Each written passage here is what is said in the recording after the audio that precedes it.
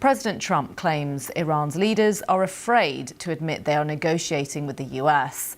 The Iranian foreign minister told state media that the fact Mr. Trump was even talking about negotiations and no longer demanding unconditional surrender was an admission of defeat. Abbas Araghchi said Iran wanted the war to end on its terms and has countered the US proposal with its own 5-point proposal.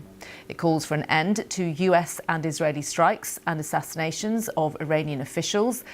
To ensure mechanisms that the war is not restarted, the Iranian plan also demands war damages and reparations and demands the war be concluded on all fronts. That includes pro-Iranian armed groups in the region.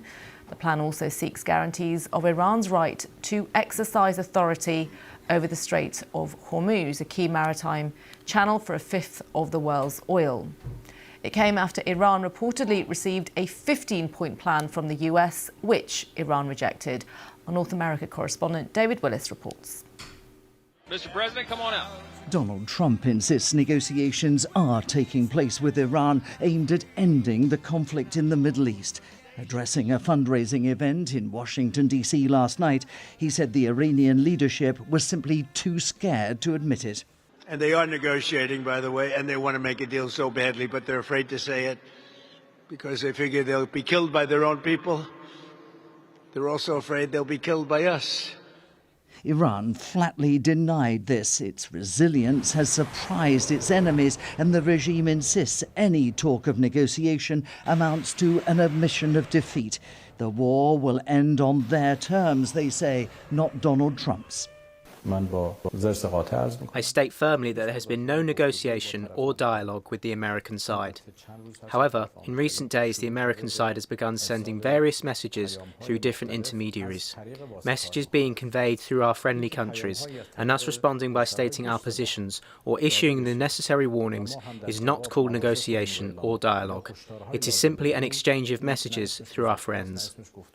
Tel Aviv has come under Iranian attack, yet Israel's government has no desire to stop the war until Iran accepts total defeat and severs contact with its allies in the region. Meanwhile, thousands more US troops are on their way to the Middle East, including paratroopers from the elite 82nd Airborne Division, prompting speculation about the possibility of an American ground assault, possibly involving Iran's oil hub, Karg Island.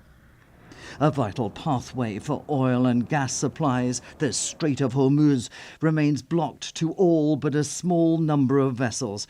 That's led to rising fuel prices, prompting the US Postal Service to impose an 8% surcharge on parcel deliveries. One of Iran's conditions for ending the conflict would be recognition of its sovereignty over this vital waterway. The US is insisting on the total dismantling of Iran's nuclear facilities. And nearly 4 weeks into this conflict, any hope of an imminent de-escalation is looking increasingly unlikely. David Willis, BBC News, Los Angeles. Well, US-Israeli strikes on Iran and Israeli strikes on Lebanon are continuing. Iran is striking back as well. 2 people have been killed by falling debris from an intercepted missile in Abu Dhabi in the UAE. These are pictures we're showing you from Kafr Qasem in central Israel. The city sustained extensive property damage following a missile attack there overnight. Tel Aviv also came under attack. Let's get more now and head to Jerusalem, talk to our correspondent James Waterhouse. James, is obviously there's no clarity whatsoever in terms of who's negotiating, what is going on in that respect, but the attacks are continuing. Israel launched these wave of strikes overnight. Can you just bring us up to date on what's happening? Yeah, it's been quite an eventful morning. The Iranians have been mounting several ballistic missile attacks on Israel. We've had alerts throughout the night, and we've had quite a few large explosions as those missiles are presumably intercepted by, in the case of Jerusalem, the city's effective air defences.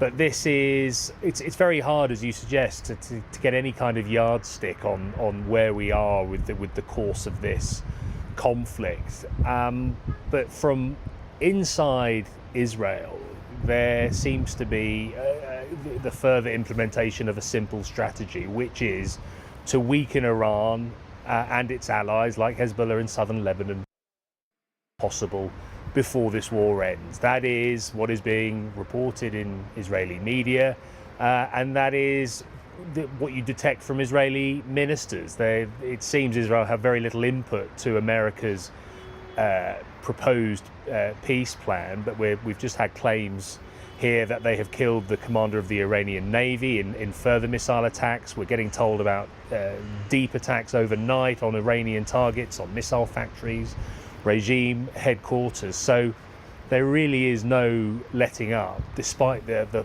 political racket surrounding this war. James, I wonder though, with these negotiations underway, according to President Trump, where does Israel fit into all of this? Assuming that their war aims, that's the US and Israel's, are not the same?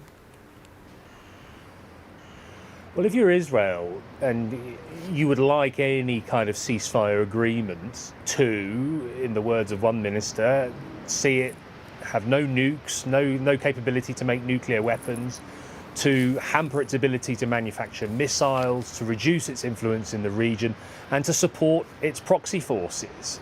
If there was a ceasefire agreement which reflected that, then you think Israel would be happy. As for these, for the suggestion of negotiations, it's not clear to what extent Israel is involved. It has to follow America's lead with the prosecution of this war, but within the confines of that, I think we are seeing, we've talked about the further strikes in Iran. We're really seeing Israel extend its ground operations in southern Lebanon, targeting more and more settlements there, making more and more ground incursions. So to what extent it's having input onto what will be acceptable grounds for this war to pause, that is not clear. But it's clearly wanting to strengthen its position and influence across the Middle East as much as possible. And it really is doing that, certainly over the past few weeks. Thanks so much, James. James Waterhouse, our correspondent there in Jerusalem.